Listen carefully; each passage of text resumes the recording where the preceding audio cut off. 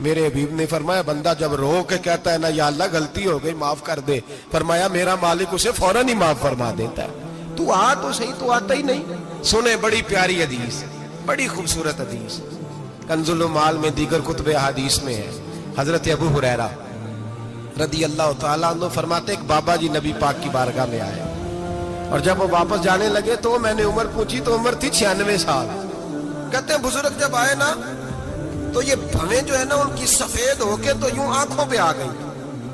بڑی چھڑی بابا جی نے پکڑی ہوئی اور دونوں ہاتھ پکڑ کے نا چھڑی کے اوپر جھکے ہوئے ہیں ایک جانب، قربان جاؤں۔ کہتے ہیں جب وہ بزرگ مسجد میں داخل ہوئے تو میرے رسول نے کھڑے ہو کے استقبال فرمایا، کھڑے ہو، اور نبی کریم صلی اللہ علیہ وسلم نے آگے بڑھ کے بابا جی کو بازو سے پکڑا اور بٹھایا۔ حضور بیٹھ گئے، کہا بزرگوں کیسے آئے ہو؟ تو کہتے ہیں وہ بابا جی بات کرتے تو آنکھ کھول کے پہلے حضور کا چہرہ دیکھتے، پھر وہ بات کرتے تو ان کے لب و لہجے کے اندر بڑی پریشانی، بڑی تکلیف، بڑی مایوسی۔ عرض کرنے لگے یا رسول اللہ، حضور زندگی ساری گناہوں میں بیت گئی ہے، حضور غلطیاں ہی غلطیاں، یاد ماضی عذاب ہے، یا رب چھین لے مجھ سے حافظہ میرا۔ اے اللہ کے رسول بڑی لمبی فہرست ہے، پاپ ہی پاپ ہے، کالے سیاہ دفتر ہے۔ یا رسول اللہ صلی اللہ علیہ وسلم جب پلٹ کے دیکھتا ہوں حضور مجھے نیکی دکھائی نہیں دیتی۔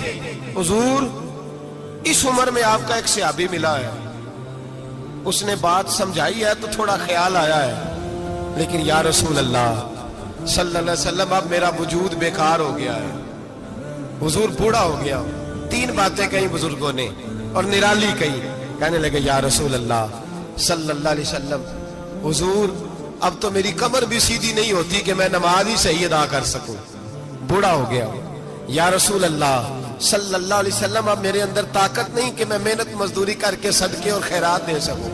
یا رسول اللہ صلی اللہ علیہ وسلم اب میں تلوار لے کے جہاد بھی نہیں کر سکتا، حضور نہ میں لمبی نمازیں پڑھ سکتا ہوں، آقا نہ میں صدقات و خیرات دے سکتا ہوں، محبوبہ نہ میں دین کے لیے کوئی جہاد کر سکتا ہوں، بیکار وجود ہے، بیکار بیکار وجود کو تو گھر والے برداشت نہیں کرتے، بچے دعا کرتے ہیں یا اللہ ابا جی کو پردہ دے دے، اماں کو پردہ دے دے، بیکار ہو گیا ہوں اور آج آیا ہوں تو مجھ بیکار کو میرا رب قبول کر لے گا؟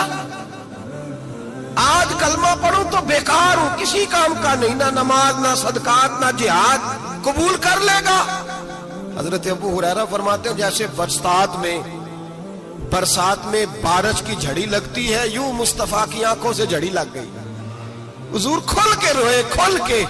اور میرے حبیب پاک نے فرمایا بزرگوں بڑے مجاہد ہیں، دین کے لیے جہاد کرنے والے بڑے ہیں، رب کریم کو آپ کی تلوار کی اتنی حاجت نہیں، اور فرمایا اس کے خزانے کوئی خالی تو نہیں کہ آپ ہی گویا صدقہ دیں گے تو بھرے جائیں گے، اور فرمایا پھر رب کریم کی شان میں اضافہ نہیں کرتی عبادتیں، وہ تو بندے کو نفع دیتی ہیں۔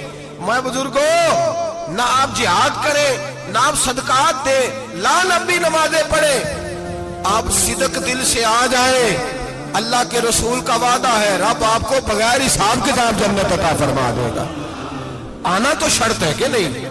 آئیں تو صحیح، نہ پہنچے تو صحیح، آ جائیں، اس کو نہیں عادت صدقات و خیرات کی، جہاد کی، تبلیغ، آئیں تو صحیح۔ نہ تو آ ہی نہیں رہا، تو گھر میں بیٹھا ہوا ہے، تو سویا ہوا ہے، تو دکانداری کر رہا ہے، تو پیسے گن رہا ہے، تو آیا ہی نہیں، آ تو صحیح۔ بلکہ میرے نبی پاک فرماتے ہیں جب اللہ پاک کا بھاگا ہوا غلام آتا ہے پھر تو اللہ زیادہ راضی ہوتا ہے، پھر تو اللہ زیادہ راضی ہوتا ہے، زیادہ راضی ہوتا ہے، تو آ تو صحیح، پہنچ تو صحیح۔ بلکہ صوفیاء تو اور بات کرتے ہیں، وہ کہتے ہیں تو کبھی بھول کے بھی رب رب کرے تو اللہ تو اسے بھی قبول کر لیتا ہے، بھول کے۔ ملا رومی کہتے ہیں بنی اسرائیل کا بندہ ہے، صنم پتھر کو کہتے ہیں، بت کو کہتے ہیں، بت کے سامنے کھڑا ہے اور ساری رات کہتا ہے یا صنم یا صنم یا صنم، اے پتھر اے بت، ساری رات پکارتا رہا۔ رات گہری ہو گئی، نیند کا غلبہ، تھک گیا، سونے کے قریب آیا تو غلطی سے منہ سے نکل گیا یا صمد، یا صنم کی جگہ نکل گیا۔ رب کریم نے فرمایا جبریل دوڑ کے جا، جو مانگتا ہے اسے دے دے۔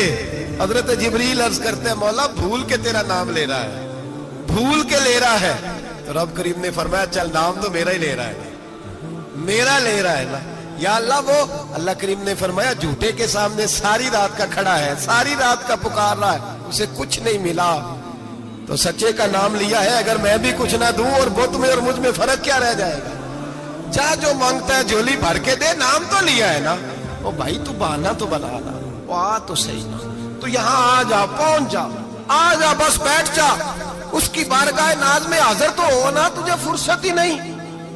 تو یاروں کے لیے ٹائم نکالتا ہے، بازاروں کے لیے ٹائم نکالتا ہے، گلیوں کے لیے ٹائم نکالتا ہے، چوکوں چوراہوں کے لیے ٹائم نکالتا ہے، ہفتے میں ایک دن ہوٹلنگ کے لیے بھی جاتا ہے، لیکن کبھی چھپ کے 2 نفلوں کی تجھے توفیق نہیں ہوتی۔ اور میں کئی دفعہ کہہ چکا ہوں، جس بندے کو بغیر عبادت کے رزق زیادہ ملنے لگ جائے اس پر آزمائش ہوتی ہے رب کریم کی۔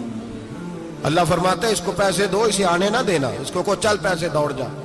لوگ سمجھتے ہیں میں بڑا ذہین ہوں، عقل مند ہوں، دیکھو میں اپنی ہوشیاری سے، چلاکی سے آگے نکل گیا، تو آزمائش ہے، یہ تو آزمائش ہے رب کریم کی طرف سے، یہ تو اس کی خفیہ تدبیر ہے۔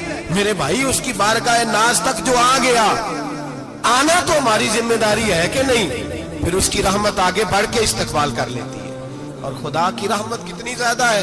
میرے حبیب کریم سید عالم صلی اللہ علیہ وسلم نے فرمایا اللہ نے اپنی رحمت کے 100 حصے کیے۔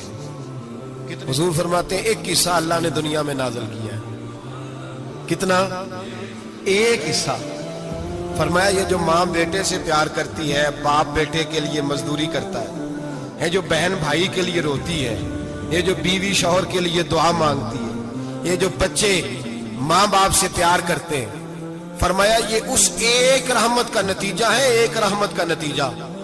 تو صحابہ کہنے لگے یا رسول اللہ وہ 99 کدھر ہیں؟ نبی پاک نے فرمایا رب کریم نے سنبھالی